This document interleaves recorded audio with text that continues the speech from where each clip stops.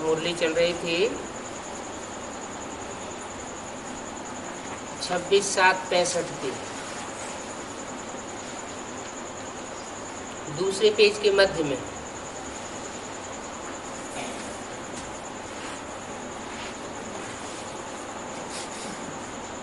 बात चल रही थी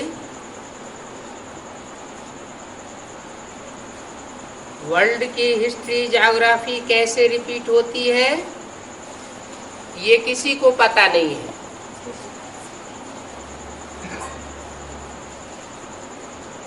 God is one, creator is one,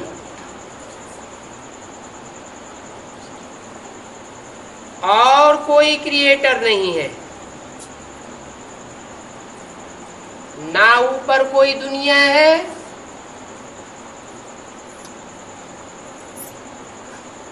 ना नीचे कोई दुनिया है।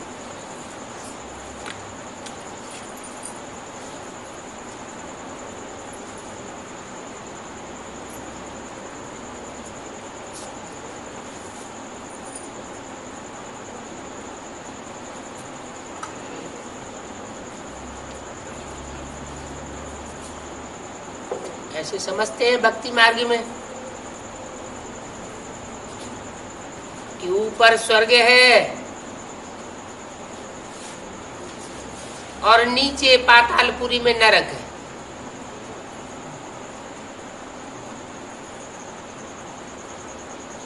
दैत्यों का राज्य नीचे है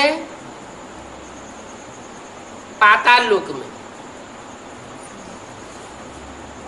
और देवताओं का राज्य ऊपर है स्वर्ग लोक में।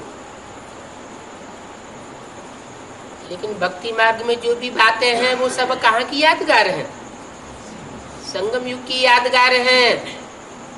संगम युग में जिनकी ऊंची स्टेज बन जाती है उनके लिए इसी दुनिया में स्वर्ग महसूस होता है। जैसे बाबा कहते हैं तुम हेवनली गॉड फादर के बच्चे हो तो नरक में क्यों बैठे हो? मना, जो जितने ज्यादा निश्चय बुद्धि बच्चे हैं उनको यहाँ इसी दुनिया में क्या महसूस होता है? स्वर्ग महसूस होता है, क्योंकि उनकी ऊंची स्टेज है।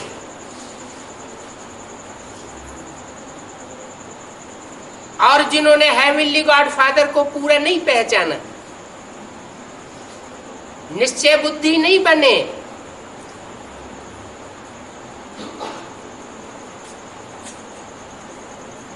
और बने भी हैं तो गॉड फादर से उतने प्रभावित नहीं होते जितने देहधारियों से प्रभावित होकर रहते। तो उनको इस दुनिया में स्वर्ग महसूस नहीं होता। भले बाबा ने इस वर्ष बोला है, अव्यक्त बाप दादा ने, इस वर्ष को कौन सा वर्ष मनाओ?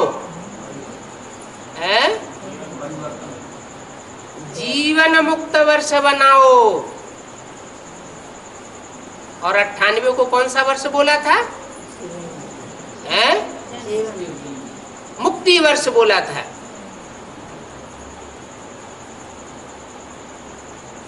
ना 98 में किसी की मुक्ति हुई, हुई कि नहीं हुई?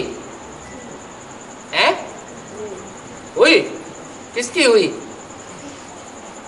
है एक की हुई। किस एक की हो गई? है किसी एक की मुक्ति हुई 98 में? है कोई की नहीं हुई? अरे कोई तो बताओ। है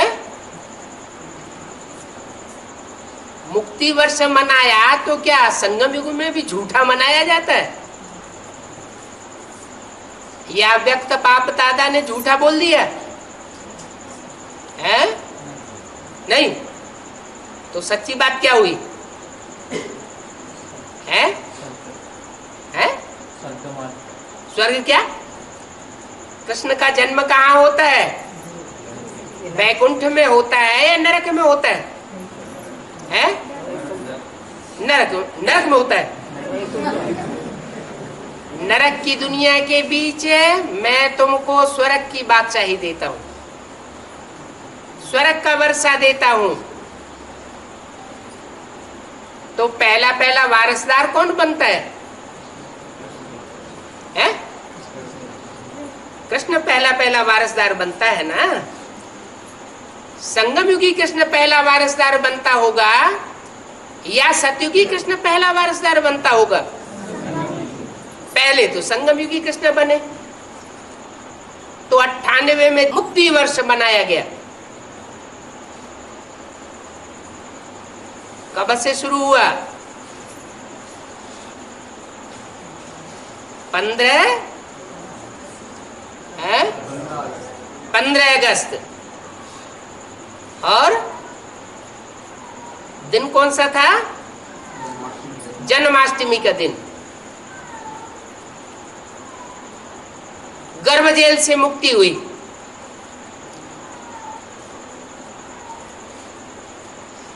तो यादगार है कहाँ की?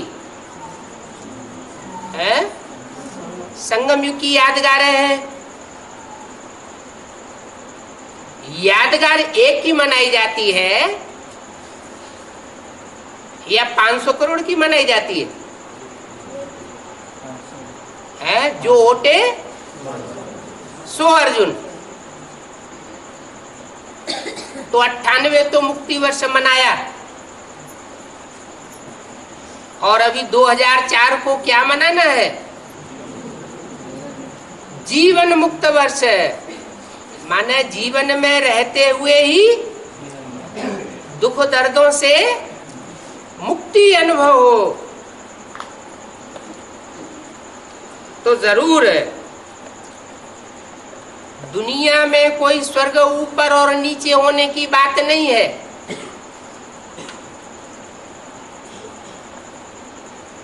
जो अव्वल नंबर बच्चा है वो बाप समान स्टेज पहले बनाता है। फिर नंबरवार बच्चे हैं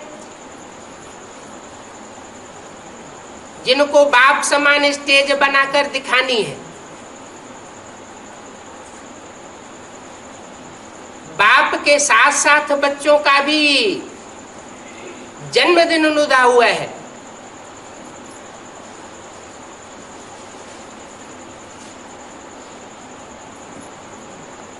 ये दुनिया तो एक मांडवा है।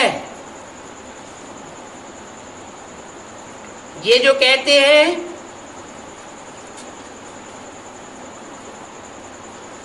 आकाश ही आकाश,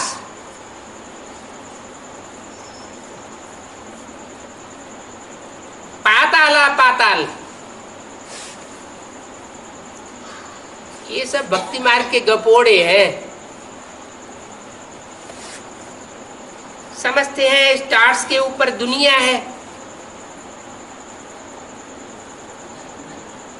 भक्ति मार्ग के अंधविश्वासी लोग ही नहीं समझते। बड़े बड़े वैज्ञानिक भी आज क्या समझे बैठे हैं? ये जो स्टार्स, ग्रह, उपग्रह, नक्षत्र हैं, इन पर भी कोई दुनिया बसी हुई होगी, परंतु वहां थोड़े ही किसी की राजधानी हो सकती है। क्यों? वहां दुनिया क्यों नहीं हो सकती?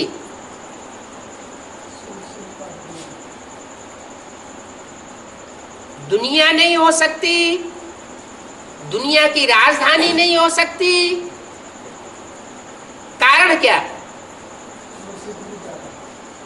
वहां सूर्य से जो एक्यूरेट दूरी होनी चाहिए जीवन के लिए, वो दूसरे ग्रह उपग्रहों पर नहीं है। दूसरे स्टार्स पर नहीं है।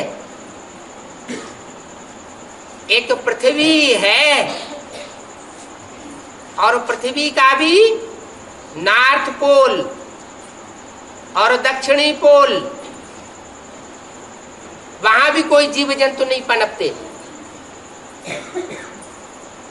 क्योंकि पृथ्वी से सूर्य की दूरी ज्यादा हो जाती है। ये तो रही स्थूल दुनिया की बात। अब चैतन्य पृथ्वी भी होगी, चैतन्य ज्ञान चंद्रमा भी होगा, चैतन्य ज्ञान सूर्य भी होगा। तो चैतन्य ज्ञान सूर्य, जिसको गीता ज्ञान सबसे पहले ईश्वर से मिला, उस चैतन्य ज्ञान सूर्य से सबसे नजदीक कौन होंगे?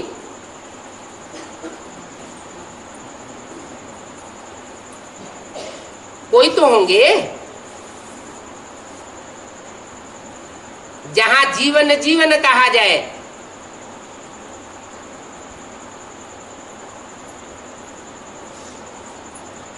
ये संगम युग की बातें हैं।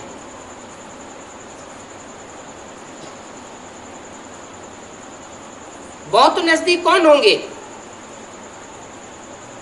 हैं? हैं? अरे नवग्रह पूजन होता है ना, होता है कि नहीं? तो नवग्रहों में एक तो सूर्य हो गया, बाकी हो गए 8,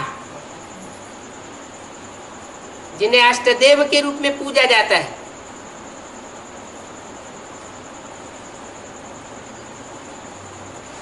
तो नजदीकी की बात है, कोई शरीर रूपी डब्बे के नजदीक होने की बात भी नहीं है। ये तो मन बुद्धि को बुद्धियोग से नजदीक करने की बात है। जो जितना पुरुषार्थ में नजदीक, वो उतना ही ऊंचा पुरुषार्थी कहा जाता है।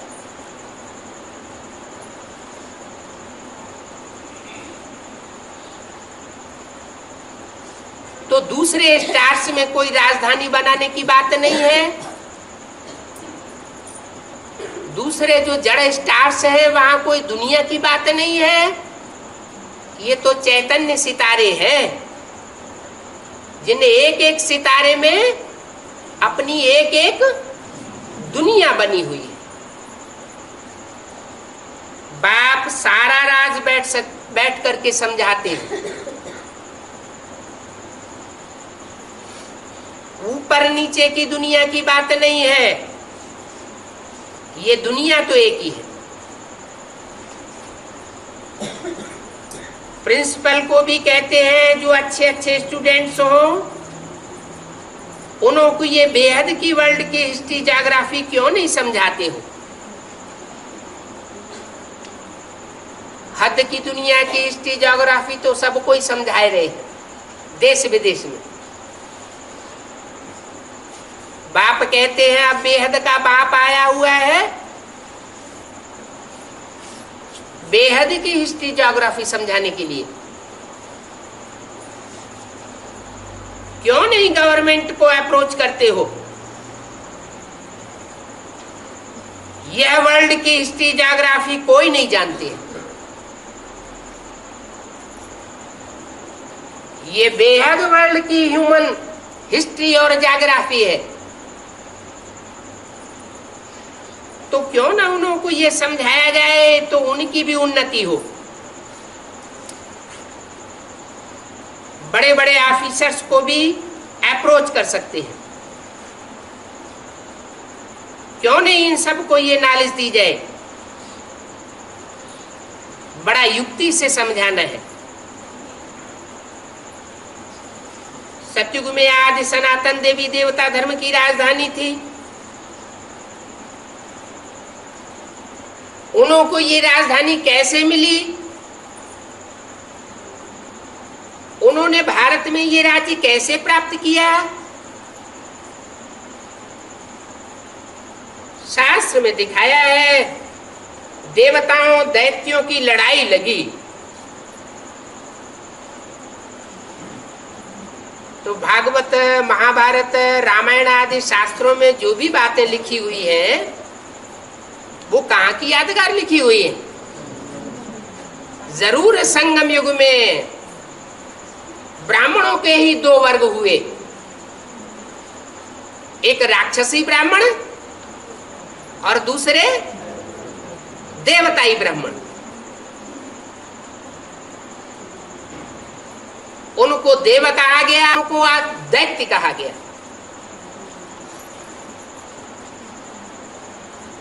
फिर देवताओं ने जीत लिया।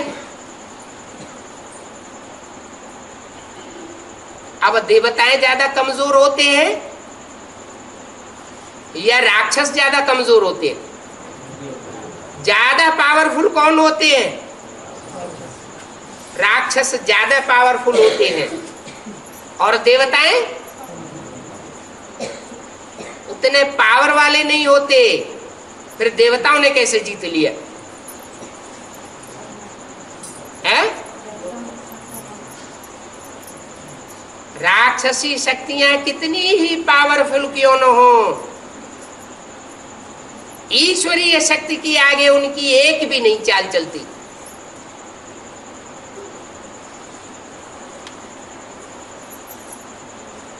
तो ईश्वरीय शक्ति देव आत्माओं को विजय दिलाती है। देवात्माएं कौन होती है? उनका खास धंधा क्या होता है?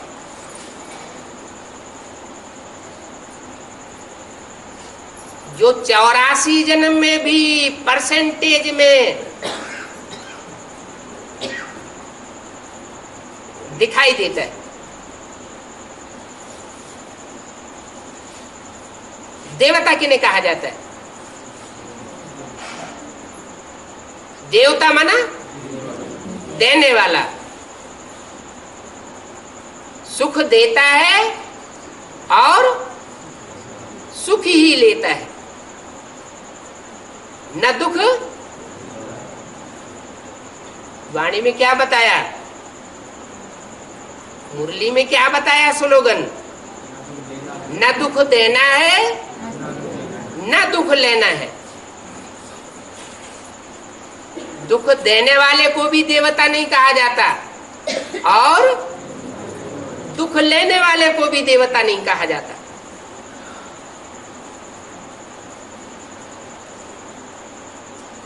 ईश्वरीय पढ़ाई पढ़ते पढ़ते कितने साल हो गए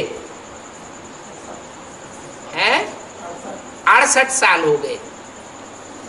अपने अंदर झांक करके देखें, पोता मेल निकालते रहे।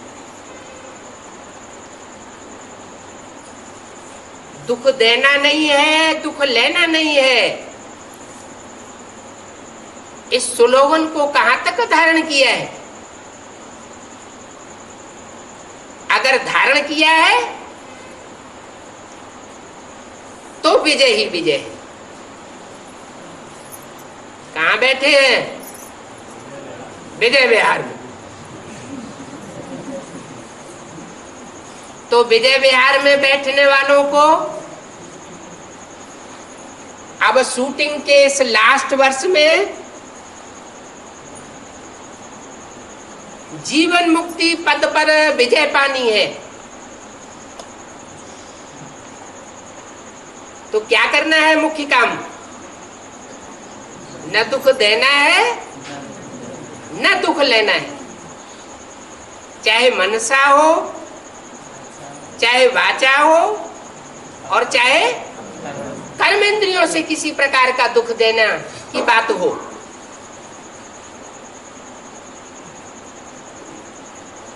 तो ऐसे देवताओं की जीत निश्चित है। भले राक्षसी शक्तियां कितनी ही पावरफुल क्यों न हो, कितनी ही आतताई क्यों न हो, कितनी ही मनमानी करने वाली क्यों न हो, ईश्वरीय नियमों को कितना ही तोड़ने वाली क्यों न हो, उनको हार खानी पड़ेगी।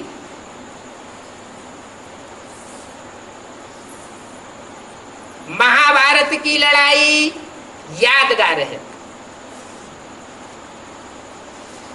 एक ही लड़ाई लगी है 5000 वर्ष में, ऐसी महाभारत लड़ाई और 5000 वर्ष में कभी होती नहीं है। उसके बाद फिर 5000 वर्ष तक कोई लड़ाई नहीं लगी। तो बच्चों को शिक्षा दी जाती है। क्यों नहीं स्कूल में बच्चों को ये नॉलेज देते हो, जिसमें बेहद की हिस्ट्री ज्योग्राफी समझाई जाती है। कितने वर्ष की? 5000 वर्ष की हिस्ट्री ज्योग्राफी समझाई जाती है। और वो दुनिया में जो मनुष्यों की पढ़ाई है, मनुष्यों के द्वारा खोली हुई यूनिवर्सिटीज हैं, उनमें कितने वर्ष की हिस्ट्री समझाई जाती है, कितने वर्ष की ज्योग्राफी समझाई जाती है? सिर्फ 2500 वर्ष। वो भी एक्यूरेट मिले या न मिले।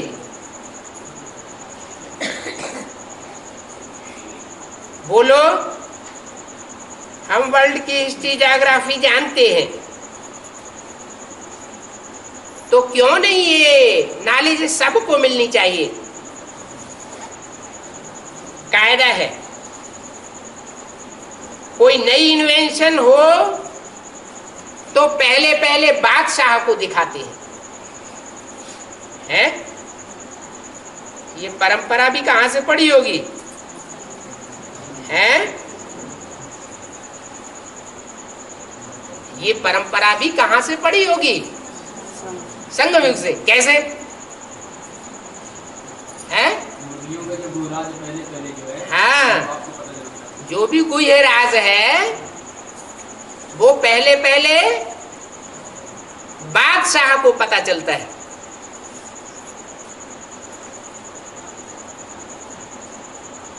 बच्चू बादशाह, पीरू पीरू वजीर।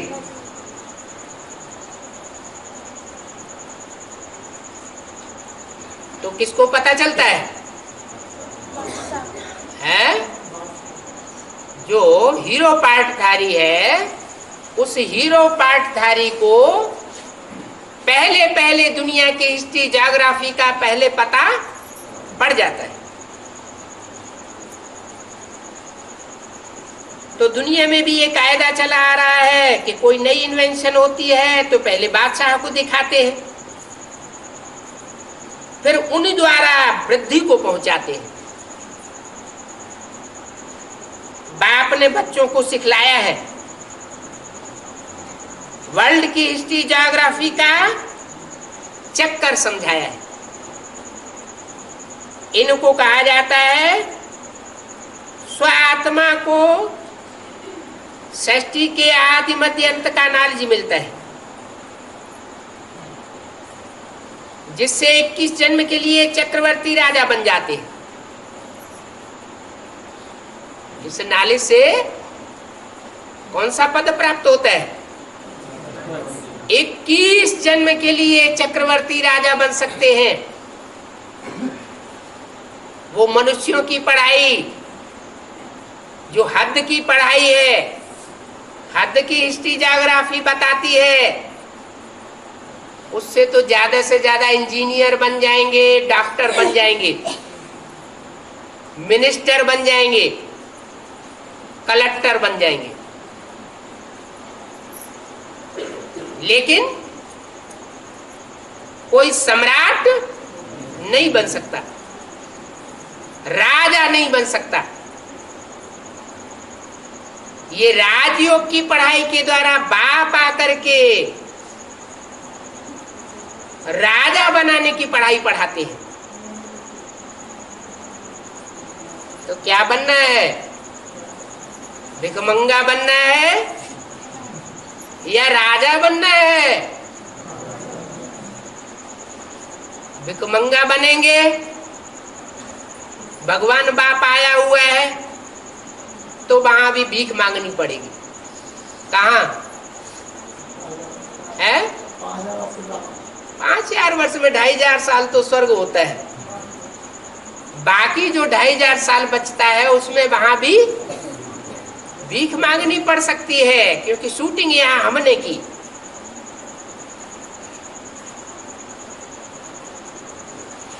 जब भीख मांगने से कोई को नहीं मिलता है तो चोरी डकैती भी करते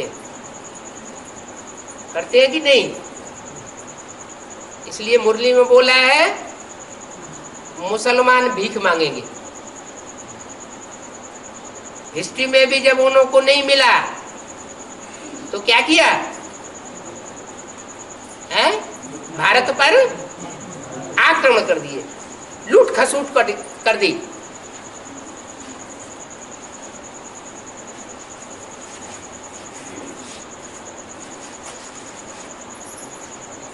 तो तुम बच्चों को तो 21 जन्म के लिए चक्रवर्ती राजा बनाते हैं, समझाना पड़े। भारत में सतयुग त्रेता में सूर्यवंशी चंद्रवंशी राज्य था। क्या सतयुग में कौन से वंश का राज्य था? सूर्यवंशी राज्य। और त्रेता में चंद्रवंशी राज्य था। भारत जैसा ऊंच कोई नहीं था। फिर कैसे बादशाही गंवाई ये कोई नहीं जानते हैं। कैसे गंवाई? वाम मार्ग माना क्या है? विपरीत। विपरीत माना क्या? विकारी। वि माना विपरीत, कार्य माना कार्य। विपरीत कार्य है नीचे गिरने का कार्य। क्या सतयुग त्रेता में नीचे नहीं गिरते हैं? गिरते हैं कि नहीं गिरते? तो विकारी हुए कि निर्विकारी हुए हैं? जब नीचे सतयुग त्रेता में भी गिरते हैं, द्वापर कलयुग में भी गिरते हैं। परसेंटेज वहां नीचे गिरने की कम होती है और द्वापर कलयुग में नीचे गिरने की परसेंटेज जास्ती होती है। तो नीचे गिरना तो दोनों तरफ होता है, बाकी अंतर क्या रहा? हाँ, वहां द्वापर कलयुग में विविचार फैलता है, मत मतांतर का विविचार, वाइब्रेशन का विविचार, दृष्टि वृत्ति का विविचार, बातों का विविचार, कर्मेंद्रियों का विविचार। इसलिए पतन जास्ती होता है। तीव्र गति से मनुष्य सृष्टि नीचे गिरती है, दुखों की ओर बढ़ती है। सतयुग त्रेता में विविचार नाम मात्र को भी नहीं होता। राधा की दृष्टि कृष्ण में ही डूबेगी, कृष्ण की दृष्टि राधा में ही डूबेगी। तो ऐसी सृष्टि बनाने के लिए बाप क्या युक्ति रचते हैं?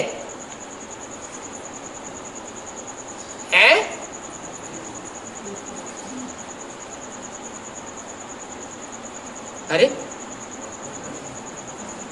अभी तो बताया, दुनिया के नीचे गिरने का कारण क्या बताया? विविचार।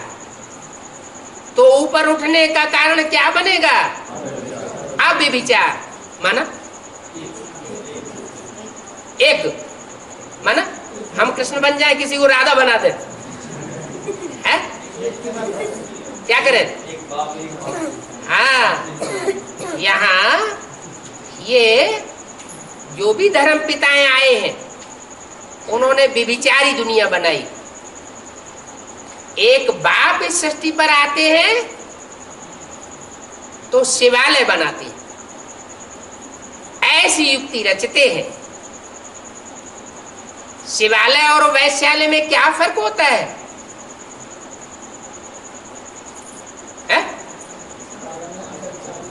शिवालय में अब बेविचारी होते हैं। क्यों? ढेर सारे देवी देवताओं की पूजा नहीं करते हैं? पूजा नहीं होती। अच्छा, शिव के मंदिर में जो ढेर सारे देवी देवताएं रखे होते हैं, शिवलिंग के आजू बाजू में चारों तरफ दीवार में लगे हुए जड़े हुए मूर्तियां रखी होती हैं, उनकी पूजा नहीं करते हैं? हाँ, वो शिवालय इस बात की यादगार है कि सतयुग त्रेता में अभिविचार होता है। वो अभिविचार की स्थापना शिवालय की यादगार है। क्या यादगार है? कि सबका मुख एक बाप की ओर है। मुख एक बाप की ओर है, माने बुद्धि एक बाप में लगी हुई है। जब मन बुद्धि ही एक बाप में लग जाएगी तो और कर्म इंद्रियां दूसरी ओर नहीं जा सकती।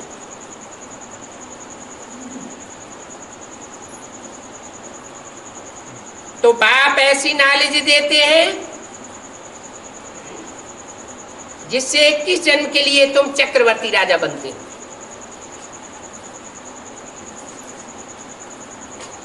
भारत जैसा ऊंचा कोई था ही नहीं।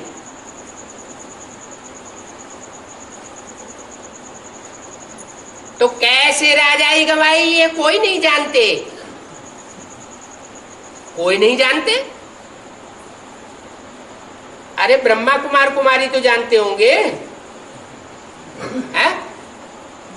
जानते हैं कि नहीं जानते हैं? जानते हैं। तो अंदर से पूछो, दृष्टि वृत्ति कृति कर्मेंद्रियों का विचार अंदर से निकाल फेंका है?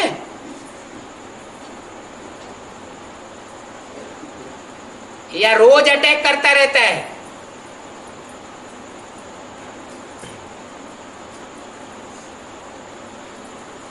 इसलिए बोला जिस समय ये वाणी चलाई गई उस समय तो बेसिकली भी नहीं जानते थे क्या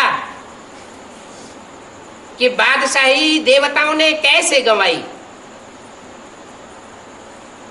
कैसे गंवाई का क्या उत्तर निकला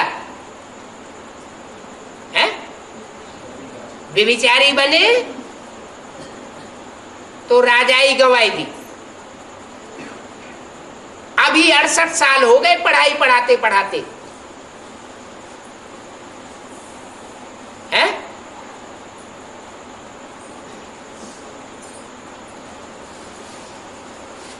पढ़ाई पढ़ने वाले दो तरह के हैं। एक तो ऐसे हैं जिन्होंने अपने सारे जीवन की आहुति इस ईश्वरीय पढ़ाई पढ़ने के लिए ही दी हुई है। अपना सारा ही जीवन अर्पण कर दिया, तन से मन से धन से समय से संपर्क से संबंधियों से सबकी बाजी लगाएगी। दूसरा वर्ग ऐसा है जिसने पूरी बाजी तो नहीं लगाई, पूरी बाजी लगाने का सबके सामने अंजाम नहीं किया, लेकिन अंदर से ऐसे प्रयास में है कि हम घर गृहस्थ में रहते हुए भी, धंधा धोरी करते हुए भी, तन से मन से धन से समय से संपर्क से संबंधियों की भी बाजी लगा करके सब प्रकार की शक्तियां ईश्वरीय सेवा में अर्पण करके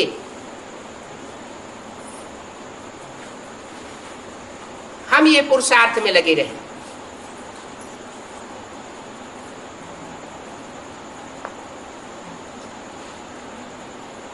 तो दो प्रकार के हैं पुरुषार्थी।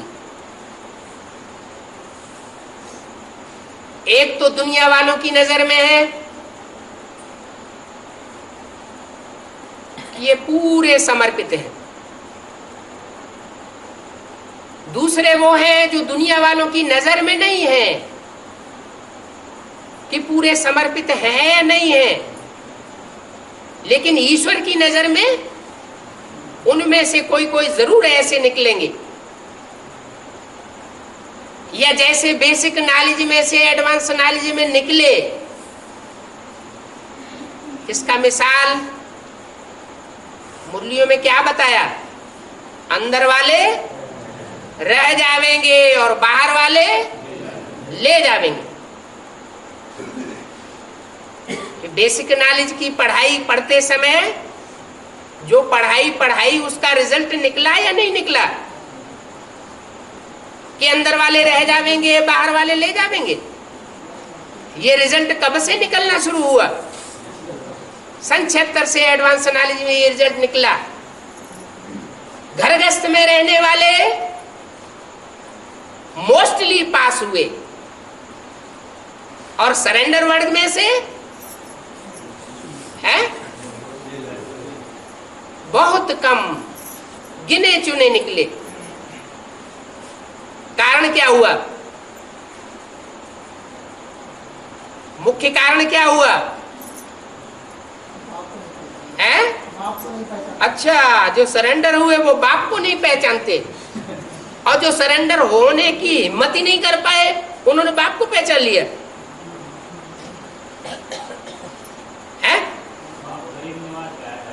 बाप गरीब निवाज गाया जाता है, माने जिन्होंने तन धन धाम स्वर्ग परिवार सब त्याग करके ईश्वरीय सेवा में ही लग गए वो रईस हो गए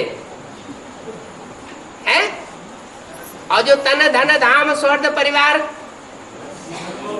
है अनुभव नहीं,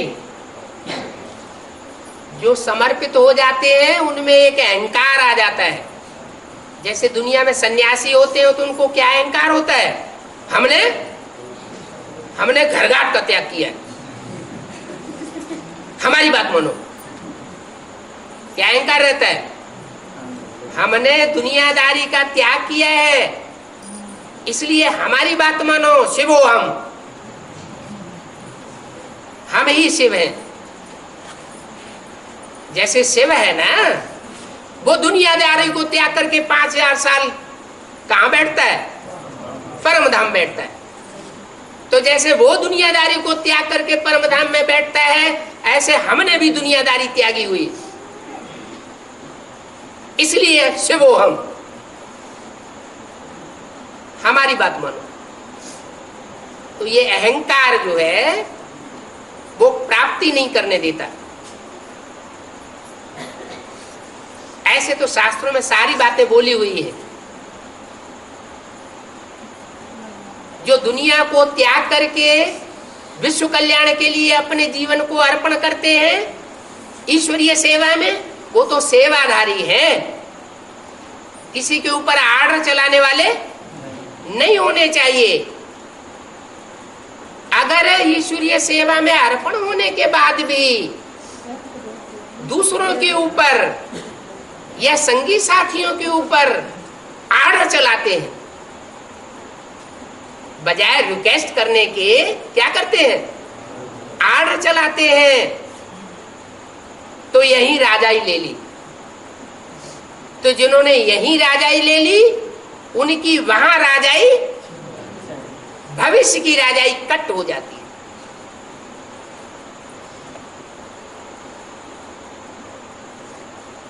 तो बताया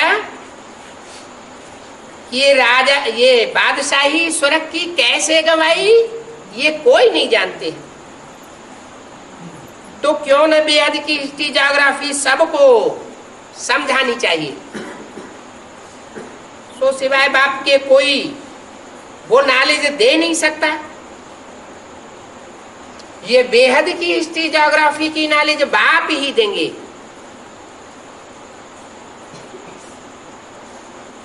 26/7/65 की मुरली का तीसरा पेज। तो तुम बच्चों को सर्विस भी करनी है। क्या करना है? सर्विस करनी है कि डिसर्विस करनी है? सर्विस। सबते सेवक धर्म कठोरा। क्या? जितने भी कार्य करने वाले दुनिया में हैं, उनमें जो सेवक का पार्ट बजाता है, सेवाधारी का पार्ट बजाता है, उसका धर्म बहुत कठोर होता है। भक्ति मार्ग में तुलसीदास जी ने रामायण में लिखा, ये भक्ति मार्ग में भी बताया, और बाबा भी ये बात बता रहे हैं कि तुम बच्चे सेवाधारी हो। पहले किसके सेवाधारी हो? है? पहले नहीं, स्वयं के सेवाधारी, वो तो ठीक है। पहले सेवा करनी है अपने घर की, परिवार की, फिर सेवा करनी है बाहर की। पहले घर का सुधार, फिर पर का सुधार। तो अपने जो ब्राह्मण परिवार के भांति हैं, उनकी सेवा में अहंकार नहीं आना चाहिए। सेवा की सेवा करो, और जिनकी सेवा करो अगर वो दो चार कठोर शब्द बोल दें तो उनको भी सहन करो। जैसे माँ होती है घर में, आजकल के तो बच्चे कितने बिच्छू टिंडन होते हैं। ब्रह्मा बाबा को ऐसे बच्चों से सबाका पड़ गया, लेकिन कैसी सेवा की? सेवा के धर्म में कोई कमी रही क्या? नहीं रही ना। इसलिए वो आत्मा सतयुग का प्रथम महाराज कुमार बनती है, बनी बनाई राजाई लेती है। बनानी पड़ती है या बनी बनाई मिलती है? बनी बनाई मिलती है।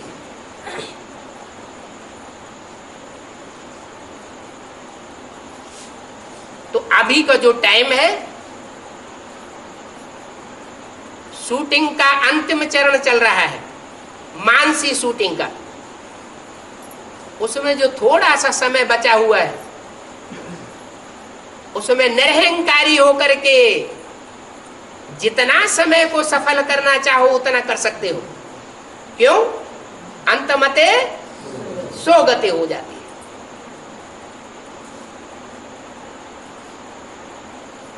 जब परीक्षाएं होती हैं तो लास्ट की पढ़ाई जो तेजी से पढ़ लेते हैं वो फायदे में रहते हैं, या जो सारा वर्ष पढ़ते रहे और लास्ट में जाके सो गए वो फायदे में रहते हैं। अंत सुधरा सब सुधरा। जिसने अंत देखा उसने सब कुछ देखा।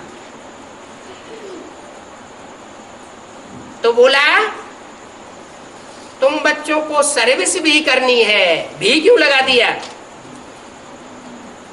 कि अब तक तो क्या किया है?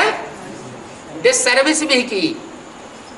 सर्विस 10% की तो डिसर्विस 50% की, तो उसका 100 गुना बोझ आ चढ़ता रहा। अभी क्या करना है? अभी सर्विस भी करनी है। तुम्हारे में बहुत है जो पढ़े लिखे नहीं है, है ना? तुम्हारे में बहुत कौन है जो पढ़े लिखे नहीं है? है? कुमार हैं कि कुमारी हैं कि माताएं हैं कि अधर कुमार हैं? कौन है? माताएं ऐसी बहुत हैं जो पढ़ी लिखी नहीं है। बाबा कहते हैं बहुत अच्छे हैं। क्या इन्होंने डागली पढ़ाई नहीं पढ़ी है तो बहुत अच्छे। कौन सी पढ़ाई नहीं पढ़ी है? डॉगली पढ़ाई बाबा नाम क्यों देते हैं? डॉगली पढ़ाई, गॉडली पढ़ाई है, ये नाम क्यों दिया? क्या ली? डॉगली के गॉडली है, नाम दिया डॉगली। अगर डॉग को चुन लिया तो क्या बनाएगा? कुतिया बना देगा। और गाड को चुन लिया तो विश्व का बादशाह बना देगा। तो बाबा कहते हैं तुमने वो दुनियावी पढ़ाई नहीं पढ़ी है तो बहुत अच्छी है। तो मोस्टली तो माताएं ऐसी है जिन्होंने डॉगली पढ़ाई नहीं पढ़ी है। जो बहुत पढ़ने वाले हैं वो इम्तिहान पास कर न सके। क्या जास्ती पढ़ाई पढ़ते हैं तो उनको घमंड आ जाता है, फिर वो जो बेहद का इम्तिहान है वो पास नहीं कर पाते। यहां तो है सेकंड की बात। सतयुग में लक्ष्मी नारायण का राज्य था, त्रेता में राम सीता का था, फिर द्वापर में किसका राज्य शुरू होता है? माया रावण का राज्य शुरू होता है। पहले भारत नया था, बरोबर लक्ष्मी नारायण का राज्य था। फिर आधा कल्प के बाद भक्ति मार्ग शुरू होता है। इस भक्ति मार्ग में फिर धक्के खाने पड़ते हैं। कौन से मार्ग में? भक्ति मार्ग में। भक्ति कहां से आती है? भक्ति रावण से आती है। माना जो 10 सिर इकट्ठे होकर के राज्य चलाते हैं,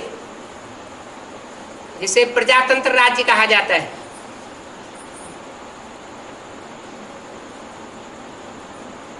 वो भक्ति की चरम सीमा पैदा कर देता है। तो अनेकों की मत पर चलने के कारण फिर धक्के खाने पड़ते हैं। एक सिखाता है काबा में जाने से भगवान मिलेगा, अल्लाह मिलेगा। फिर भारत में दूसरा शंकराचार्य सिखाता है जगन्नाथपुरी में जाने से भगवान मिलेगा।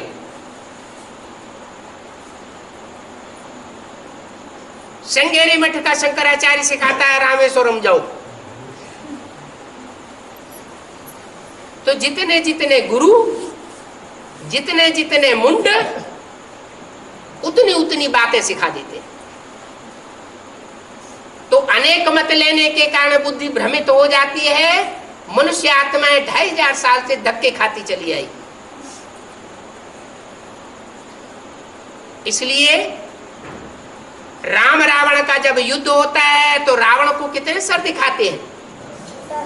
10 सिर दिखाते हैं। 10 सिर 20 भुजाएं। और राम को एक सिर दिखाया जाता है, माने एक मत। वो एक मत देता है।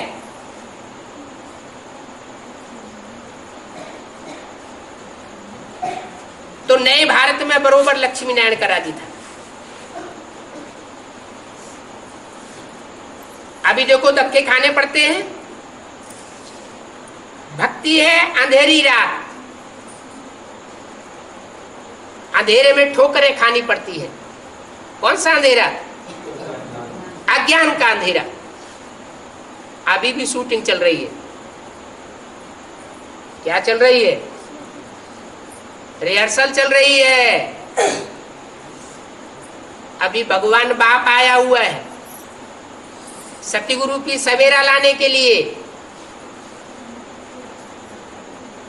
लेकिन जिन बच्चों का बाप आया हुआ है, जो कहते हैं हमारा बाप आया हुआ है, वो भी देहधारियों के धक्के खाते फिर रहे।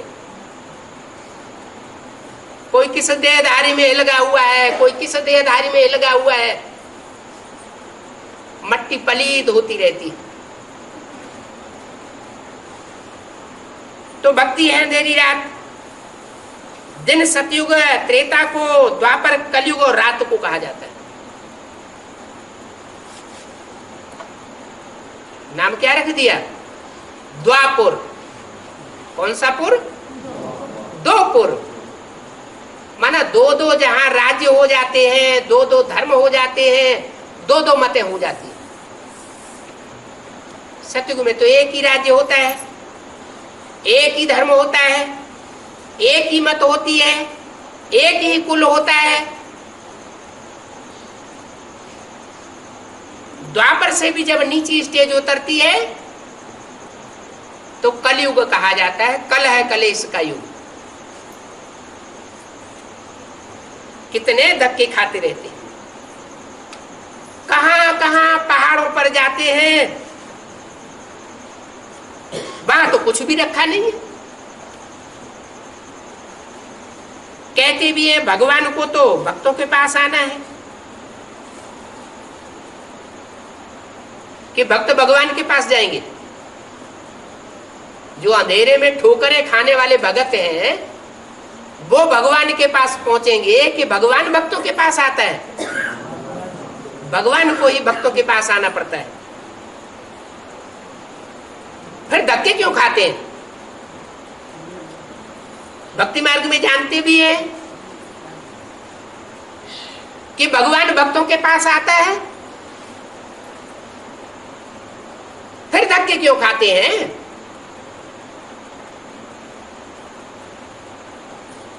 बाप का पता ही नहीं है। जब तक पता नहीं है तब तक धक्के खाते हैं।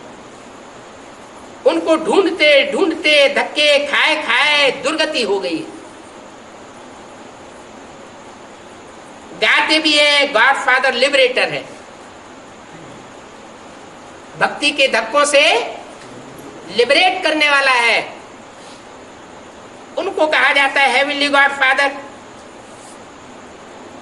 तो जरूर उनसे हेवन का वर्षा मिलना चाहिए।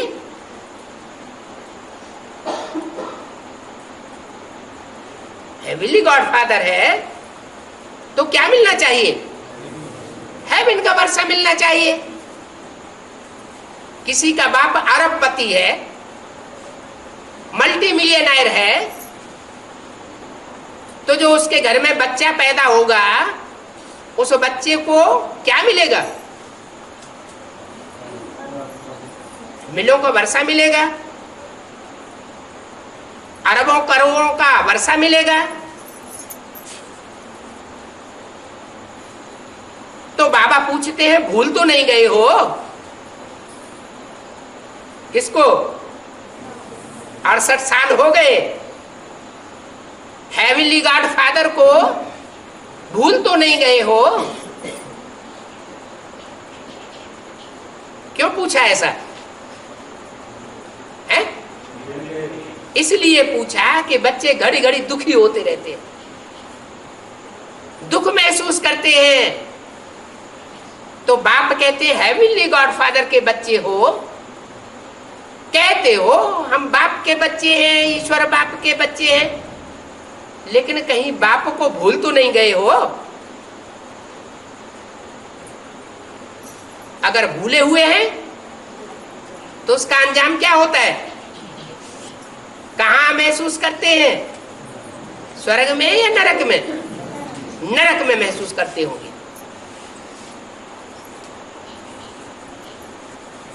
मनुष्य मरते हैं तो पूछा जाता है कहां गया है? मनुष्य जब मरते हैं तो पूछते हैं ये कहां गया? तो कहते हैं स्वर्ग पधारा। अच्छा, फिर तो सबको मर जाना चाहिए, क्योंकि मरने के बाद स्वर्ग मिल जाता है। लेकिन स्वर्ग तो इस दुनिया में है ही नहीं। जो भी मरते हैं कहां जन्म लेते हैं? इसी नरक की दुनिया में जन्म लेते हैं। पहले का जन्म फिर भी अच्छा होता है, जो अगला जन्म होता है वो तो और भी नीचा होता है, दुखी जन्म हो जाता है। तो ये क्यों कहते हैं कि जो मरा सो स्वर्ग पधारा? ये संगम युग की यादगार है। किस बात की यादगार है? कि जो यहाँ ईश्वर बाप के आने पर ईश्वरीय श्रीमत के ऊपर जीते जी मरते हैं। जैसे जैसे बाप चलाना चाहता है, अपनी मनमत का त्याग करके, अहंकार को छोड़ करके, अपने को मार करके भी ईश्वर के बताए हुए रास्ते पर चलते हैं, वो मरा हुआ जो अपने को भी महसूस करे कि मैंने अपने पूर्व जिंदगी को मार दिया, देवान की जिंदगी को मार दिया, और संगी साथी दूसरे भी अनुभव करें कि इसने तो अपने को मार दिया। जैसे इस साल बाबा ने बोला है, क्या बोला है? परिवर्तन परिवर्तन, क्या महान परिवर्तन। तो किसका होगा परिवर्तन? जिसने अपने देह अहंकार को त्यागा होगा, उसका परिवर्तन होगा। तो कहते हैं स्वर्ग पधारा, किसको भी पता नहीं है स्वर्ग कहाँ होता है। वो समझते हैं कोई आसमान में स्वर्ग होता है। ऐसा क्यों समझते हैं? हाँ, ऐसी ऊंची स्टेज जो धारण करता है वो स्वर्ग का अनुभव करता है, जीवन मुक्ति का अनुभव करता है। इस वर्ष जीवन मुक्त वर्ष प्रैक्टिकल में मनाना है या सिर्फ नगाड़े बजाने हैं मुंह के? प्रैक्टिकल में मनाना है ना।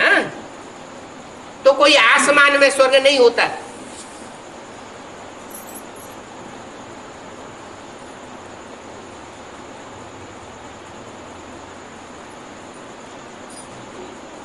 कितनी जंगली दुनिया बन गई है। जैसे जंगली जानवर क्या करते हैं? क्या करते हैं? हिंसा करते हैं। जो अपने से कमजोर मिला तो पावरफुल जानवर कमजोर जानवर की चीरफाड़ कर देगा, उसका खून पी जाएगा, मांस खा जाएगा नोच नोच के।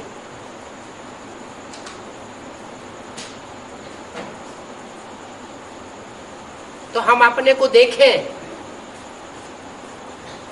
कहीं अधिकार के नशे में आकर जो हमसे कमजोर हैं उनको नोच नोच के खाते तो नहीं है।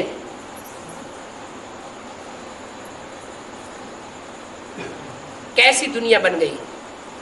जैसे जंगली जानवर, ये है ही कांटों का जंगल। भारत ही फूलों का बगीचा है। अब फिर तुम फ्लावर्स बन रहे हो।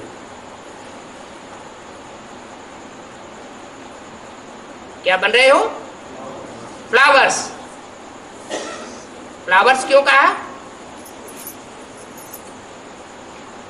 है? सभी फ्लावर्स में खुशबू नहीं होती, फिर भी उनको फ्लावर तो कहा जाता है।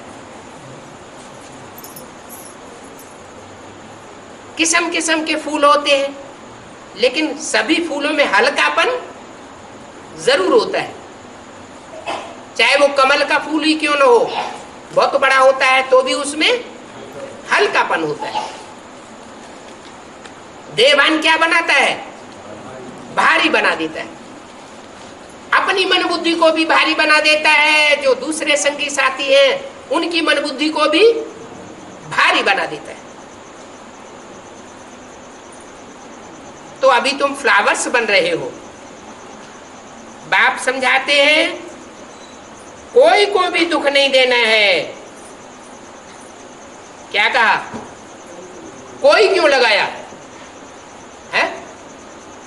अरे मच्छर काटेगा तो धप से मारेंगे नहीं है? बोलो, नहीं मारेंगे? मारेंगे ना, तो दुख नहीं होगा बेचारे को है? तुम किसी का खून पी रहे हो और कोई तुम्हारे ऊपर मार दे तो दुख नहीं होगा? फिर है? जैन धर्म में क्या करते हैं? जो कीटाणु है वो भी कीटाणु हमसे न मर जाए, क्योंकि उनमें भी आत्मा है। जब आत्मिक दृष्टि आ जाएगी तो आत्मा जो बना हुआ होगा वो किसी को दुख नहीं देना चाहेगा। अच्छा, तो मक्खी मच्छरों में दवा डालना बंद कर देंगे क्या? है? नहीं, नियम है। पहले अपनी जाति का सुधार करना पड़े, पहले मनुष्य जाति का सुधार करना पड़े। हम मनुष्य है ना, तो हर एक अपनी हमजिन्स को देखता है। बाकी बुद्धि है तो ये सोचना चाहिए कि ये मच्छरों की दुनिया में हमको जन्म क्यों मिला है? कोई कारण होगा ना। हमने मक्खी मच्छरों जैसा कोई आचरण किया होगा ना,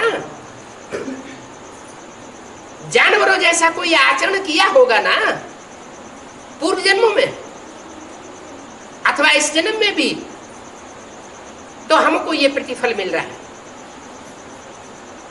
अभी हम कोई भी आत्मा को दुख न दें तो हमको रिजल्ट में क्या मिलेगा?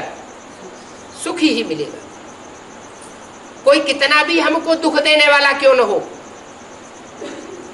वो तब तक हमको दुख देगा जब तक उसका अपना हिसाब किताब पूर्व जन्म का चुकतू नहीं हो जाएगा। जब अपना हिसाब किताब चुकतू कर लेगा तो जन्म जन्मांतर का ही दुश्मन क्यों न रहा हो, वो भी हमारा मित्र बन जाएगा। तो बोला कि बाप समझाते हैं कोई को भी दुख नहीं देना है। अगर अब भी दुख दिया तो रिजल्ट क्या होगा? दुखी होके मरेंगे। क्या? एक तो खुशी खुशी मरना होता है और एक दुखी जो होकर के मरना होता है, हाय दैया तौबा करके मरना होता है। तो कौन सी अंतमते सोगति अच्छी है? सुख की जो मौत हो वो अच्छी हुई ना। तो जो दुख देने वाले हैं वो इतना ऊंच पद पाए नहीं सकेंगे। कितना ऊंच पद है? जितना सुख देने वाली आत्माएं जो होंगी, जो अष्टदेव होंगे,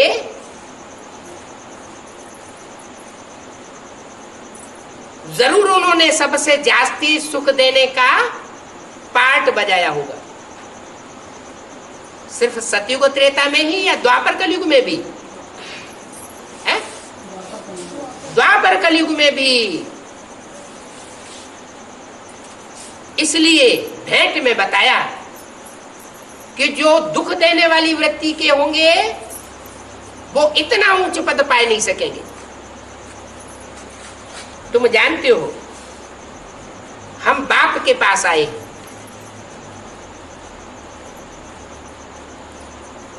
मनुष्य जन्म लेकर बाप के पास आए हैं। भविष्य के जन्म के लिए सदा सुख का वर्षा पाने के लिए आए। तुम आकर ब्राह्मण बनते हो। ब्राह्मण सबसे ऊंच गाए जाते हैं। सबसे माने किससे? है? और जो दूसरी जातियां हैं, चाहे वो देव हो, चाहे वो शूद्र हो, चाहे वैश्य हो, और चाहे त्रेता के क्षत्रिय हो, लेकिन सबसे ऊंच पद किसका है? जो संपूर्ण ब्राह्मण बनते हैं। ब्रह्मा के आगे कौन है?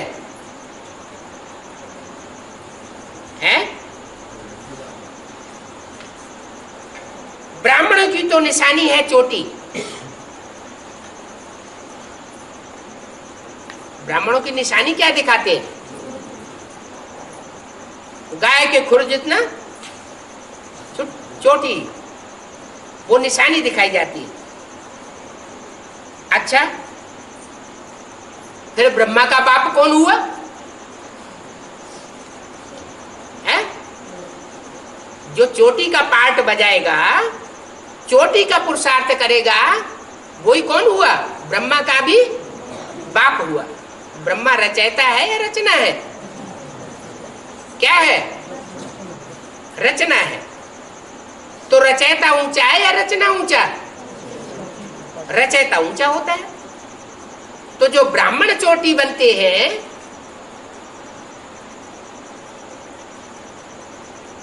चोटी में 2-4 बाल होते हैं या ढेर बाल होते हैं? ढेर होते हैं।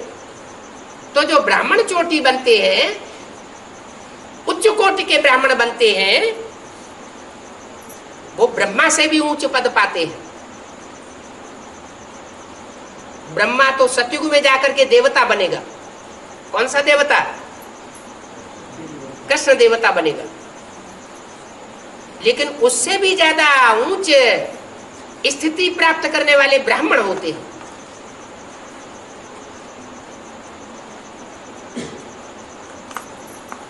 तो ब्रह्मा का बाप हुआ शिव बाबा। कौन हुआ? शिव बाबा। तो तुम बच्चों को बाप समान पुरुषार्थ करना है। अच्छा, ओम शांति।